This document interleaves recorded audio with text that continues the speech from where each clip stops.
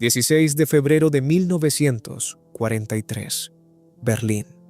El ministro de Armamento del Reich, Albert Speer, revisaba los últimos informes de progreso desde Noruega con una confianza creciente. Sus científicos del Instituto Kaiser Wilhelm habían calculado las matemáticas con precisión. Para construir un dispositivo atómico, Alemania necesitaba 10.000 kilogramos de agua pesada. La planta de Norsk Hydro, en Vemork, encaramada en un acantilado sobre el desfiladero del río Mona en la Noruega ocupada, era la única instalación en el mundo que la producía a escala industrial. La producción se había reanudado. Los aliados habían fallado 2 veces en detenerla. Al ritmo actual, Alemania acumularía existencias suficientes en 18 meses. Speer revisó las medidas de seguridad con satisfacción. De Vemork se asentaba sobre una plataforma montañosa a 1.000 metros sobre el nivel del mar, accesible por un único puente colgante sobre un desfiladero de 200 metros. Las tropas de la guarnición alemana sumaban 300 hombres. La meseta circundante de Hardangervidda, una de las zonas vírgenes de alta montaña más implacables de Europa, era intransitable en invierno. Cualquier incursión aliada con fuerzas convencionales requeriría meses de planificación y sufriría bajas catastróficas. Cualquier bombardeo aéreo corría el riesgo de destruir a la población civil del valle y, lo que era más crítico, la estructura de la planta en sí, que los alemanes necesitaban intacta. La planta era intocable, el programa atómico estaba a salvo. Lo que Speer no sabía era que 9 noruegos, con los esquís calzados y las armas pegadas a las manos por el frío, llevaban 5 meses escondidos en una cabaña de montaña primitiva, a temperaturas inferiores a los 30 grados bajo cero. Habían comido musgo de reno para sobrevivir. Habían vigilado las patrullas alemanas con binoculares desde distancias imposibles. Y esa noche ya avanzaban hacia la planta. En menos de 6 horas destruirían 4 años de producción alemana de agua pesada sin disparar un solo tiro. En menos de 48 horas se desvanecerían de nuevo en una ventisca, dejando a las fuerzas de seguridad alemanas registrando un desierto vacío. En menos de 6 meses, su acción obligaría a la Alemania nazi a abandonar su camino más realista hacia un arma atómica. 9 hombres en esquís estaban a punto de alterar la historia del siglo XX. La obsesión alemana por el agua pesada comenzó en 1938, cuando los físicos Otto Hahn y Fritz Strassmann lograron la primera fisión nuclear exitosa de uranio en Berlín. Las implicaciones fueron comprendidas de inmediato por los científicos de ambos bandos de lo que se convertiría en la guerra. Una reacción en cadena controlada podría teóricamente liberar energía a una escala sin precedentes. Una no controlada podría destruir una ciudad. El agua pesada, óxido de deuterio, era esencial como moderador de neutrones para el enfoque alemán de lograr esa reacción en cadena. A diferencia del programa estadounidense, que finalmente elegiría el grafito como moderador, el físico alemán Werner Heisenberg había calculado que el agua pesada era la solución óptima. Absorbía menos neutrones que el agua ordinaria. Era estable, fiable y teóricamente elegante. Había un problema. El agua pesada existía en la naturaleza solo en cantidades mínimas, aproximadamente una parte por cada 40 millones en el agua ordinaria. Separarla requería enormes cantidades de electricidad y equipos de electrólisis en cascada altamente especializados. En 1940, la única instalación en el mundo capaz de producirla en cantidades significativas era una planta hidroeléctrica construida en la pared de un acantilado noruego. La planta de Vemork de Norsk Hydro había sido construida en 1911 para explotar la enorme potencia del río Mona. Para 1934, sus ingenieros se habían dado cuenta de que el proceso de electrólisis utilizado para producir fertilizantes nitrogenados generaba agua pesada como subproducto. Instalaron una instalación de producción de agua pesada casi como una ocurrencia tardía. En 1940 producía 12 kilogramos al mes. Cuando Alemania invadió Noruega en abril de 1940, capturar Vemork estuvo en la lista de objetivos de la Wehrmacht desde la primera semana de ocupación. A los pocos días de la capitulación noruega, científicos alemanes llegaron para evaluar la instalación y exigieron de inmediato que la producción se aumentara a 3.000 kilogramos por año. Todas las existencias actuales, 185 kilogramos, fueron confiscadas y enviadas a Berlín. El profesor Leif Tronstad, el científico noruego que había ayudado a diseñar el sistema de producción de agua pesada en Vemork, comprendió de inmediato lo que significaba el interés alemán. Envió un mensaje a la inteligencia británica a través de la resistencia noruega. Alemania está intentando construir un arma atómica. Vemork es su pilar. Hay que hacer algo. Ese mensaje puso en marcha una cadena de eventos que enviaría a 9 hombres a la naturaleza más inhóspita de Europa. En Londres, el ejecutivo de operaciones especiales recibió la inteligencia de Tronstad con una alarma que le costaba cuantificar. En 1942, nadie sabía con precisión qué tan cerca estaba la creación de un arma atómica, o si era siquiera posible. Pero los científicos que asesoraban al gobierno de Churchill fueron inequívocos. La posibilidad no podía ignorarse. Si Alemania lograba un dispositivo atómico incluso un año antes que los aliados, las consecuencias serían incalculables. La primera respuesta aliada fue la Operación Grouse, en octubre de 1942. 4 agentes noruegos, miembros de la Compañía Independiente Noruega 1, conocida como Company Linge, se lanzaron en paracaídas sobre la meseta de Hardangervidda para preparar el camino a una fuerza de asalto mayor. Fueron elegidos por razones específicas.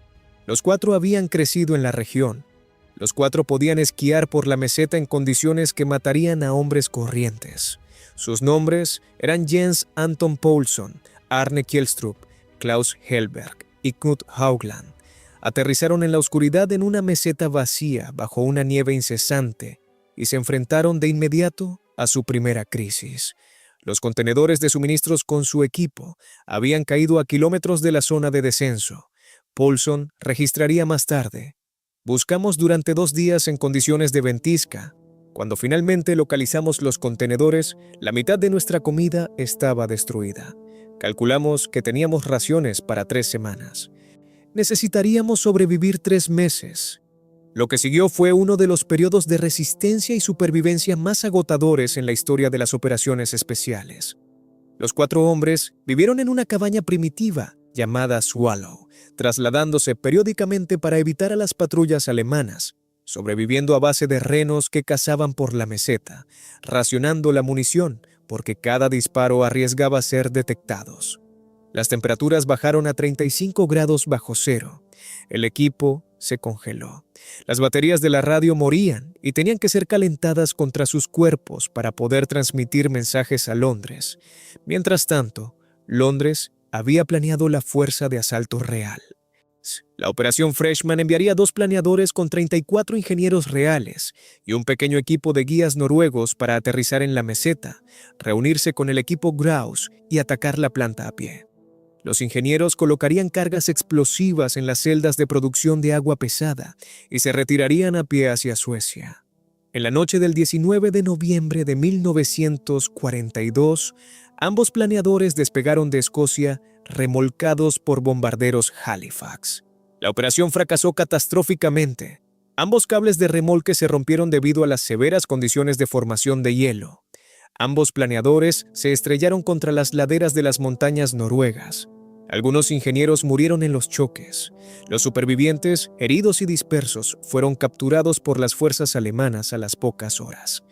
Bajo la orden de los comandos de Hitler de octubre de 1942, fueron ejecutados. En Londres, el fracaso fue devastador.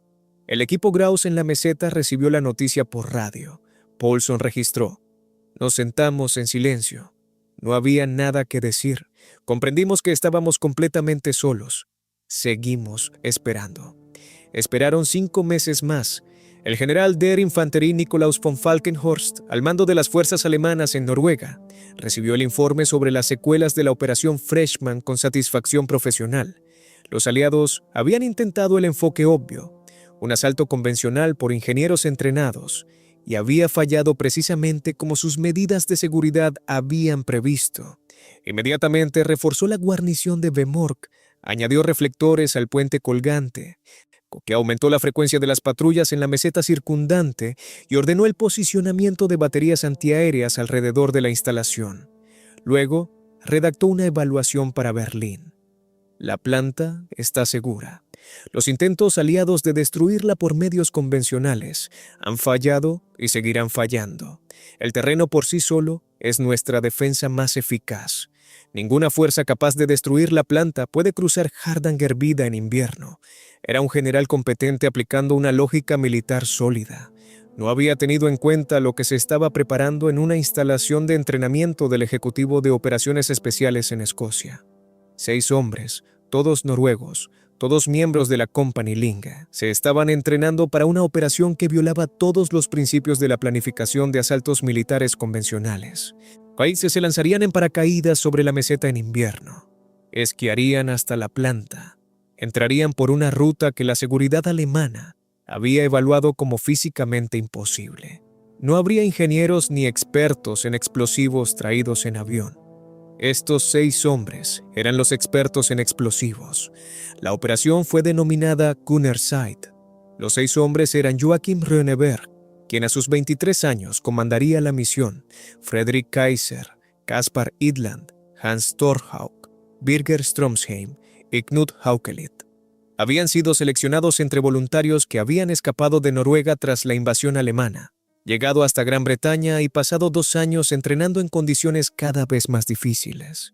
No eran soldados en el sentido convencional, eran científicos, ingenieros y expertos en la vida al aire libre a los que se les había enseñado a matar silenciosamente y a manejar explosivos con precisión quirúrgica. A Röneberg se le entregaron los parámetros de la misión. Su equipo se reuniría con el equipo superviviente de Grouse, ahora llamado Swallow, en la meseta. Juntos, 15 hombres se acercarían a la planta por una ruta que la seguridad alemana había cartografiado y descartado por ser intransitable. Bajarían al desfiladero, cruzarían el río y escalarían la pared del acantilado hasta el nivel del sótano de la planta. Entrarían a través de un conducto de cables que Tronstad, el diseñador, había identificado específicamente desde Londres como una posible ruta de penetración. Destruirían 18 celdas de electrólisis en la cascada de alta concentración de agua pesada. No dejarían bajas, si era posible, y desaparecerían. Röneberg estudió el plan durante días.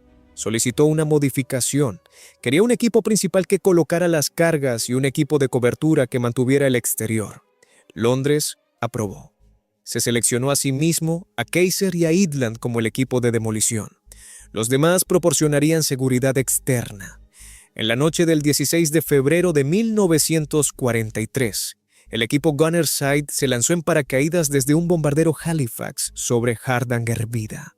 4 de los 6 hombres desaparecieron inmediatamente en la oscuridad y la nieve al aterrizar. Pasaron 3 horas buscándose unos a otros en medio de la ventisca. Luego comenzaron a esquiar hacia el este, hacia la posición del equipo Swallow. Cuando el equipo de Röneberg llegó a la cabaña Swallow el 22 de febrero, el aislamiento de 5 meses del grupo de Poulson los había reducido a un estado físico que impactó a los recién llegados. Poulson había perdido 15 kilogramos. Las manos de Hoagland mostraban signos tempranos de congelación. Su equipo estaba desgastado hasta el límite de su funcionalidad. Sin embargo, según todos los testimonios, la moral era absoluta. Los 9 hombres pasaron 48 horas revisando el plan, estudiando el modelo de la planta que Tronstad había proporcionado desde Londres y ensayando la secuencia de acciones dentro de la instalación con un nivel de precisión que les permitiera operar en completa oscuridad. Cada hombre del equipo de demolición podía montar y colocar las cargas con los ojos vendados. Röneberg así lo exigió. Identificaron la ruta. Una línea de ferrocarril descendía desde la meseta hasta el fondo de un valle a 200 metros por debajo de la planta. La seguridad alemana había posicionado sus defensas principales en el puente colgante, que era el único acceso lógico. Pero la inteligencia de Tronstad había identificado una alternativa. Un barranco empinado en el lado occidental de la planta, cartografiado por la seguridad alemana como intransitable en invierno, conducía al punto de entrada del conducto de cables. La seguridad alemana había evaluado el barranco correctamente según los estándares convencionales. Era, efectivamente, intransitable. Los 9 hombres planearon usar este hecho como su defensa principal. En la noche del 27 al 28 de febrero de 1943, a las 22 horas, los 9 hombres descendieron de la meseta al desfiladero del río Mona. La temperatura era de 20 grados bajo cero. El hielo cubría las rocas del río. Cruzaron a pie, con las botas en un agua que habría incapacitado en cuestión de minutos a hombres no aclimatados. Comenzaron a escalar la pared del acantilado en el lado occidental. Klaus Hellberg, que conocía este terreno desde niño, lideró la escalada. Le había dicho a Ronneberg simplemente: «He escalado cosas peores». No era cierto, pero la escaló. A las 0:30, los 9 hombres llegaron a la línea del ferrocarril por encima del nivel del desfiladero. Cortaron una valla y comenzaron a avanzar hacia la planta. La guarnición alemana en Vemork la noche del 27 de febrero era de 300 hombres. La rotación de guardia en el puente colgante era de 2 hombres, cambiados cada 2 horas. La seguridad interior de la planta dependía de los propios trabajadores noruegos, quienes estaban obligados bajo las reglas de ocupación a informar de cualquier irregularidad. A los guardias alemanes no se les había dicho específicamente qué vigilar, porque la evaluación de seguridad había considerado imposible el acercamiento desde el desfiladero occidental. Estaban vigilando el puente. Dentro de la planta, el turno de noche estaba en sus últimas horas. La cascada de alta concentración, la serie de 18 celdas de electrólisis que producían el concentrado de agua pesada, funcionaba continuamente. Cada celda era un cilindro de acero de aproximadamente 1 metro de altura. La cascada producía agua pesada concentrada a un ritmo que los alemanes habían aumentado recientemente por orden a 150 kilogramos al mes. 9 meses de producción acumulada reposaban en tanques de almacenamiento esperando su transporte a Berlín. Ronneberg llevó al equipo de demolición al punto de entrada del conducto de cables, a las 0:45. El conducto, un pasaje apenas lo suficientemente ancho para que un hombre pudiera reptar, pasaba por debajo del suelo de la planta hasta el nivel del sótano. Tronstad había especificado que este era el único punto de entrada que evitaba las posiciones de seguridad principales. Él mismo lo había diseñado. Uno por uno, los 3 hombres de demolición reptaron por el conducto hasta el sótano. El resto del equipo mantuvo posiciones exteriores, con las armas listas. En el interior, Ronneberg encontró a un único trabajador de la planta noruego, Johansen, realizando comprobaciones rutinarias. Le puso la mano sobre la boca por detrás y le dijo suavemente en noruego: «Somos soldados noruegos. No corre ningún peligro. Manténgase en silencio y túmbese». Des Johansen, que comprendió de inmediato lo que estaba ocurriendo, obedeció sin emitir un sonido. Más tarde diría: «No tuve miedo. Me sentí orgulloso». Ronneberg, Kaiser e Idland trabajaron en la casi penumbra con linternas frontales protegidas para una visibilidad mínima. Cada hombre había memorizado sus celdas específicas. Las manos de Kaiser estaban tan frías por la escalada que se le resbaló la primera carga. Se apretó las manos contra el pecho durante 60 segundos, recuperando la sensibilidad, y continuó. Las cargas eran de explosivo plástico con detonadores de lápiz. Ronneberg las había diseñado específicamente para este espacio. Eran lo suficientemente pequeñas para colocarse sin tocar el equipo adyacente, lo suficientemente potentes como para destrozar las celdas sin posibilidad de reparación, lo suficientemente direccionales como para minimizar el daño estructural a la planta en sí. A las 01:17, Ronneberg dio la señal. Se encendieron las mechas. El equipo tenía 30 segundos. Regresaron por el conducto en segundos y ya estaban fuera, corriendo hacia el desfiladero, cuando las cargas detonaron a las 01:18. La explosión fue menos ruidosa de lo esperado. Los guardias alemanes en el puente oyeron lo que uno describió en su informe como un pequeño estallido, como una puerta golpeando con el viento. Para cuando investigaron, los 9 hombres ya estaban descendiendo al desfiladero. El daño fue total. Las 18 celdas de electrólisis de la cascada de alta concentración fueron destruidas. 500 kilogramos de concentrado de agua pesada, 9 meses de producción, se habían derramado por el suelo del sótano y se habían filtrado en la montaña. La cascada misma requeriría meses para ser reparada, si es que podía repararse. Los alemanes descubrirían, en las semanas siguientes a la incursión, que algunos de los componentes especializados eran efectivamente irreemplazables en la Europa ocupada. El general von Falkenhorst llegó a Vemork a la mañana siguiente y pasó 4 horas en el sótano dañado. Su ayudante registró que el general no dijo nada durante la inspección. Cuando salió, dijo a su personal: "Este es el acto de sabotaje más brillante de toda la guerra". Luego ordenó la búsqueda humana más extensa en la historia de la ocupación noruega. 3.000 tropas de la Wehrmacht fueron desplegadas en Hardangervidda en menos de 24 horas. No encontraron nada. Los 9 hombres se habían separado según el plan. 6 esquiarían 400 kilómetros hasta Suecia. 3 permanecerían en la meseta como equipo de retaguardia para futuras operaciones. Se movieron deliberadamente en condiciones de ventisca, aprovechando un clima que dejaba en tierra a los aviones de búsqueda de la Luftwaffe y ralentizaba a las patrullas de esquí alemanas a una fracción de su capacidad. El grupo de Renneberg esquió continuamente durante 18 días, cubriendo distancias que los planificadores militares en Londres habían calculado como el máximo alcanzable en condiciones óptimas. Llegaron a Suecia habiendo perdido 40 kilogramos en conjunto y con 4 de los 6 hombres sufriendo congelación. Nadie había sido capturado. Nadie había muerto. Ningún soldado alemán resultó herido durante la operación. En Londres, cuando llegó la señal de éxito, el profesor Tronstad lloró. Había enviado a estos hombres a las condiciones que él conocía mejor que nadie. No se había permitido a sí mismo calcular sus probabilidades. La respuesta de la Alemania nazi a la incursión en Vemork reveló un error de cálculo estratégico que agravaría el daño original de forma exponencial. En lugar de priorizar de inmediato la reconstrucción de la cascada, el Reich debatió si trasladar todo el programa de agua pesada a Alemania, reconstruir Vemork bajo una seguridad más estricta o seguir la ruta alternativa de moderación por grafito que Heisenberg había descartado. El debate mismo consumió meses. La reconstrucción, cuando finalmente fue aprobada y completada, produjo una segunda oportunidad que los planificadores aliados habían previsto.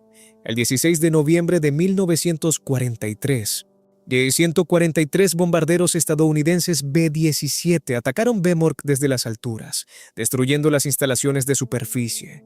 El ataque mató a 22 civiles noruegos y dañó extensamente la planta, pero la cascada de agua pesada en sí sobrevivió en su sótano. Los ingenieros alemanes calcularon que la producción podría reanudarse. El acto final vino de la mano de Knut Haukelit, uno de los 3 hombres que se habían quedado atrás en la meseta. Había estado monitoreando la situación durante meses a través de contactos en la resistencia.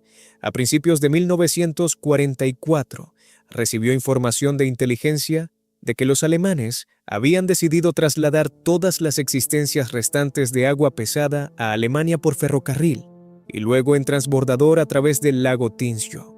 Si estas existencias llegaban a las instalaciones de investigación alemanas, reiniciarían el programa con años de material acumulado. Haukelit organizó un equipo de 4 hombres. En la noche del 19 al 20 de febrero de 1944, se infiltraron en el ferry de Hydro en su muelle del lago Tinzio y colocaron una bomba de tiempo en la sentina. A la mañana siguiente, el transbordador que transportaba las existencias restantes de agua pesada alemana se hundió en la sección más profunda del lago. 18 civiles noruegos murieron, un coste que atormentó a Haukelit por el resto de su vida. Pero el agua pesada había desaparecido. 26 barriles de agua pesada concentrada yacían en el fondo del lago más profundo de Noruega. Werner Heisenberg, que había apostado su reputación científica por el enfoque del agua pesada para la fisión atómica, revisó los informes de Noruega y comprendió: el programa no podría recuperarse. El material acumulado durante años de producción había sido destruido 2 veces. Las instalaciones especializadas habían sido bombardeadas y saboteadas. La ruta alternativa del grafito, que los científicos estadounidenses ya estaban siguiendo, requeriría que Alemania comenzara de nuevo desde una base que ya no existía. No creía que Alemania pudiera construir un arma nuclear antes de que terminara la guerra. Tenía razón. Albert Speer, al revisar la historia del programa atómico alemán después de la guerra, identificó la operación de Vemork como el punto de inflexión singular. Escribió en sus memorias: el sabotaje de la planta de agua pesada fue el evento decisivo. Obligó a un nuevo cálculo que nunca se hizo honestamente en aquel momento. Perdimos años que no teníamos. Los hombres que hicieron esto fueron soldados extraordinarios. pero lo que destruyeron no fue una instalación, fue una línea de tiempo. Los físicos alemanes que habían trabajado en el programa de uranio fueron retenidos en Farm Hall, Inglaterra, en 1945, mientras la inteligencia británica grababa secretamente sus conversaciones. Cuando escucharon las noticias del bombardeo atómico de Hiroshima, su reacción fue de incredulidad, no por la devastación, sino por el logro científico. El propio Heisenberg dudó inicialmente de que los estadounidenses hubieran dividido realmente el átomo. Dijo, no pueden haber construido una máquina de uranio adecuada. Es imposible. Su colega Otto Hahn le corrigió con la desolación silenciosa de un hombre que entendía exactamente lo que había sucedido. Lo han hecho. Y la diferencia entre ellos y nosotros es que ellos tuvieron el tiempo. El tiempo le había sido arrebatado al programa alemán una noche de febrero de 1943 por 9 hombres en esquís que descendieron a un desfiladero que la ciencia militar decía que era intransitable. Los 9 hombres de las operaciones Grouse y Gunnerside regresaron a Noruega tras la liberación en 1945, a un recibimiento que ninguno de ellos se había permitido anticipar. Ronneberg tenía 25 años. Paulson había pasado 11 meses en total en Hardangervidda durante la guerra. Haukelid había permanecido en Noruega realizando operaciones de resistencia hasta la rendición alemana. Fueron celebrados como héroes, que lo eran, pero el reconocimiento que más significó para ellos vino de los científicos. Niels Bohr, el físico danés que había escapado de la Dinamarca ocupada por los nazis en 1943 y se había unido al proyecto Manhattan, le dijo personalmente a Ronneberg que la operación de Vemork había, en su estimación, eliminado la amenaza más realista de la capacidad atómica alemana. Usted no sabía con precisión qué estaba evitando, le dijo Bohr, pero lo evitó por completo. Ronneberg, que vivió hasta los 99 años y pasó décadas discutiendo la operación con historiadores, volvía constantemente a una única observación. Nunca hablaba de la misión en términos de heroísmo. La describía como un problema técnico que requería soluciones técnicas. Teníamos una lista de componentes específicos para destruir. Los destruimos. El resto fue resistencia y preparación. Lo que se permitía decir cuando se le presionaba era que los meses de entrenamiento y los 5 meses de supervivencia en la meseta por parte del equipo Swallow habían hecho que el problema técnico fuera resoluble. Ellos estaban allí cuando llegamos. Eso lo fue todo.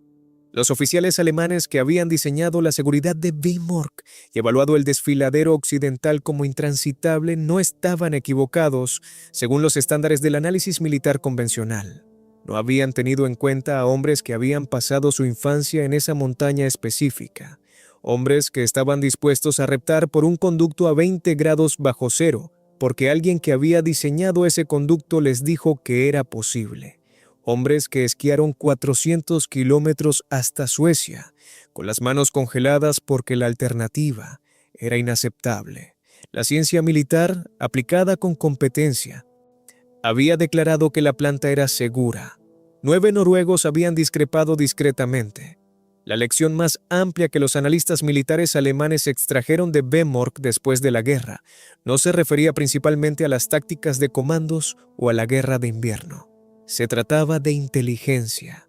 El conocimiento de Tronstad sobre el interior de la planta, su conducto de cables, la disposición de su cascada y sus puntos ciegos de seguridad había valido más que cualquier número de tropas de asalto convencionales. Él mismo había diseñado la vulnerabilidad. Sabía dónde estaba y había enviado a hombres en los que confiaba a condiciones que deberían haberles impedido alcanzarla. El Generaloberst Alfred Jodl, revisando los fallos de las operaciones especiales en cautiverio, identificó a Vemork específicamente. Aseguramos el perímetro y nos olvidamos del diseñador. El hombre que construyó la cosa sabía por dónde podía romperse. Cuando escapó a Londres ya habíamos perdido la planta, solo que aún no lo sabíamos. La planta de Vemork todavía se alza sobre su plataforma sobre el desfiladero del río Mona. El puente colgante todavía cruza el abismo donde los guardias alemanes vigilaron el acceso equivocado la noche del 27 de febrero de 1943. El sótano donde Ronneberg colocó sus cargas se ha conservado como museo. Las 18 celdas de electrólisis, destruidas en 90 segundos de detonación controlada, han sido parcialmente reconstruidas para mostrar cómo eran. Los visitantes descienden al sótano y se detienen donde 3 hombres colocaron sus cargas con linternas frontales protegidas, mientras los guardias alemanes estaban a 60 metros de distancia en un puente. El espacio es frío incluso en verano. Las paredes son de piedra y hormigón de 1 metro de espesor. El silencio es total. Estando allí, es posible comprender tanto lo formidable que era el lugar, como la forma exacta y precisa en que fue vulnerado. No por la fuerza, no por el poder aéreo, no por un asalto militar convencional, mediante una preparación tan minuciosa que lo imposible se había reducido a un problema técnico con una solución conocida. El Red Bull Express había demostrado que la logística determinaba la estrategia. Bemork demostró algo diferente pero igualmente decisivo. Demostró que la precisión, en el momento correcto y sobre el objetivo correcto, podía alterar la realidad estratégica de forma completa y permanente, con 9 hombres y un puñado de cargas de explosivo plástico. Werner Heisenberg pasó el resto de su vida científica argumentando que el programa atómico alemán nunca había estado cerca de un arma, que los científicos alemanes no lo habían perseguido verdaderamente, que las dudas morales habían limitado el esfuerzo. Sus antiguos colegas en Farm Hall le contradijeron. Las grabaciones capturadas contaban una historia diferente. Él había creído que era posible. Lo había perseguido. Simplemente había perdido el material que lo hacía realizable. 40 kilómetros de producción acumulada, derramados en el suelo de un sótano y absorbidos por la piedra noruega, luego hundidos en el lago más profundo de Noruega. Desaparecidos 2 veces y desaparecidos por completo. Jens Anton Poulson, que había pasado 5 meses comiendo musgo de reno en una meseta helada para hacer posible la misión, regresó a Hardanger vida cada año por el resto de su vida. Decía que no podía explicar el apego con precisión. Solo decía que la meseta en invierno era lo más exigente y lo más honesto que había encontrado jamás. Lo exigía todo y no ocultaba nada. Le había reducido a lo fundamental y luego le había exigido que continuara de todos modos. Siempre volvía. La historia registra los bombardeos atómicos de Hiroshima y Nagasaki como la demostración final y decisiva de la capacidad nuclear en la Segunda Guerra Mundial. Lo que la historia registra de forma menos prominente, pero que los científicos implicados comprendieron perfectamente, es que esos bombardeos requirieron años de investigación ininterrumpida, una capacidad industrial ilimitada y un punto de decisión específico, en 1943, en el que el programa paralelo alemán fue definitivamente quebrado. Ese punto de decisión fue un sótano en Noruega. Las herramientas fueron cargas de explosivo plástico lo suficientemente pequeñas como para llevarlas en una mochila. Los hombres que las colocaron fueron 9 noruegos que habían sobrevivido a condiciones que deberían haberles detenido antes de llegar. Habían destruido no un edificio o una instalación, sino una posibilidad. La posibilidad de que el arma más devastadora de la guerra fuera completada primero por el bando que llevaba más tiempo persiguiéndola, con los físicos más cualificados de Europa y el único suministro de agua pesada del mundo. Esa posibilidad se escurrió por un suelo de piedra a las 1:18 de la mañana del 28 de febrero de 1943, y 9 hombres volvieron a bajar a un desfiladero que la ciencia militar había declarado intransitable. Esquiaron hacia una ventisca y desaparecieron. Si esta misión se ha quedado contigo, ya entiendes por qué es importante. No eran soldados en ningún sentido tradicional. Eran noruegos que habían sido obligados a abandonar su propio país y habían pasado años convirtiéndose en las herramientas específicas necesarias para resolver un problema concreto. Su precisión no fue accidental, fue el producto de meses en una meseta helada que debería haberles quebrado y no lo hizo. Cuéntanos en los comentarios cuál crees que fue la acción individual más decisiva de la Segunda Guerra Mundial, el momento en el que el resultado realmente cambió. Si crees que ocurrió en un sótano noruego una noche de febrero, escribe Bemork. Leeremos cada respuesta. Si esta historia te impactó, dale a me gusta y suscríbete. Encontramos estas historias olvidadas cada día. Deja un comentario y dinos desde dónde nos estás viendo. Y mira este próximo video. No vas a creer lo que hicieron estos hombres.